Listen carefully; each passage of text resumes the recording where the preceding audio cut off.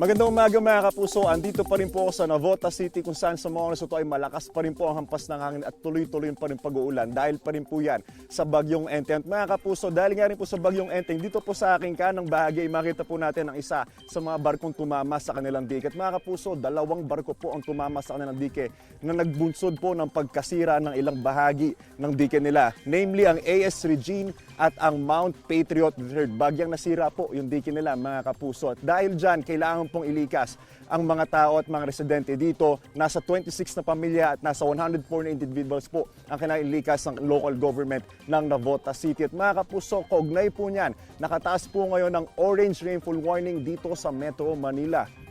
Ayon sa Pag-asa, apektado din ang Zambales at ang Bataan. Seryoso po ang banta ng pagbaha sa mga nasabing lugar. Yellow rainfall warning naman sa Tarlac, Cavite, Rizal, Bulacan, Pampanga at ilang panig na Occidental Mindoro. Posible rin po ang baha at ang landslide. Mga kapuso, sa ngayon mataas pa rin ang tsansa ng ulan sa ilang bahagi ng Luzon, lalo na po sa Ilocos Region, Cordillera, mga isla ng Batanes at Babuyan sa ilang panig ng Central at Southern Luzon. Pagsapit ng hapon, uulunin na ang iba pang bahagi ng Luzon, Visayas at Mindanao. Base po yan sa rainfall forecast ng Metro Weather. Posible po ang heavy to intense rains na maaaring magdulot ng baha o kaya naman ng landslide. Kaya sa malalabas po ng bahay, maging magbaon po ng payong maski kayo ay taga Metro Manila dahil ayon sa Pag-asa, posible pang lumakas ang Bagyong Enteng bilang severe tropical storm mamayang hapon o bukas ng gabi. Inaasang lalabas po ng PAR bukas ng umaga. Paalala mga kapuso, stay safe and stay updated para ligtas po tayo sa lahat ng pagkakataon. Ako po si Anjo Pertiera, ang inyong unang hirit weather presenter.